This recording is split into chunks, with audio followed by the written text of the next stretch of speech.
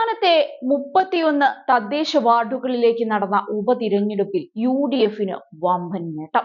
LDFിൽ നിന്നും നിരവധി വാർഡുകൾ പിടിച്ചെടുത്ത UDF ആകെ 16 സീറ്റുകളിൽ വിജയിച്ചു.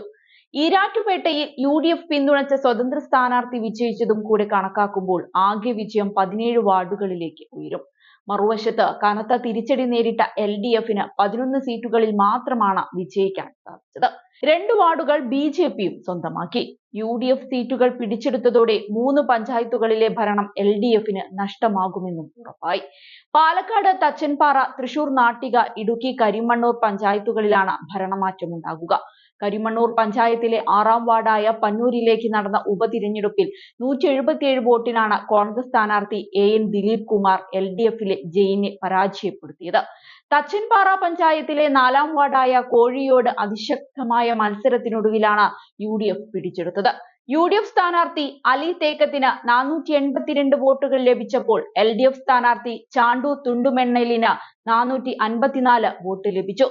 UDF ഭൂരിപക്ഷം 28.40 വോട്ടുമായി BJP 4ാം സ്ഥാനത്തെത്തി. നാട്ടിക പഞ്ചായത്തിലെ 9ാം വാർഡിലേക്ക് നടന്ന ഉപതിരഞ്ഞെടുപ്പിൽ LDFന്റെ സിറ്റിംഗ് വാർഡ് പിടിച്ചെടുത്തതോടെയാണ് ഭരണമാറ്റം ഉറപ്പായത്. UDF സ്ഥാനാർത്ഥി P വിനു 115 വോട്ടിന്റെ ഭൂരിപക്ഷത്തിൽ LDFിലെ V ശ്രീകുമാറിനെ പരാജയപ്പെടുത്തി. UDFന് 525 വോട്ടുകൾ ലഭിച്ചപ്പോൾ LDFന് 410 വോട്ടുകൾ മാത്രമാണ് നേടാൻ കഴിഞ്ഞത്. 172 വോട്ടുമായി BJP 3ാം സ്ഥാനത്തെത്തി. LDF 5, UDF 5, BJP 3 എന്നിങ്ങനെയായിരുന്നു പഞ്ചായത്തിലെ നിലവിലെ കക്ഷിനില. അതേസമയം കുന്നത്തൂർ പഞ്ചായത്തിലെ തെറ്റിമുറി വാർഡ് LDF UDFിൽ നിന്നും പിടിച്ചെടുത്തു. കണ്ണൂർ ജില്ലയിലെ മാടായി പഞ്ചായത്തിലെ മാടായി വാർഡും കാണിച്ചാർ പഞ്ചായത്തിലെ ചെങ്ങോം വാർഡും LDF നിലനിർത്തി. രണ്ടും LDFന്റെ സിറ്റിംഗ് വാർഡായിരുന്നു.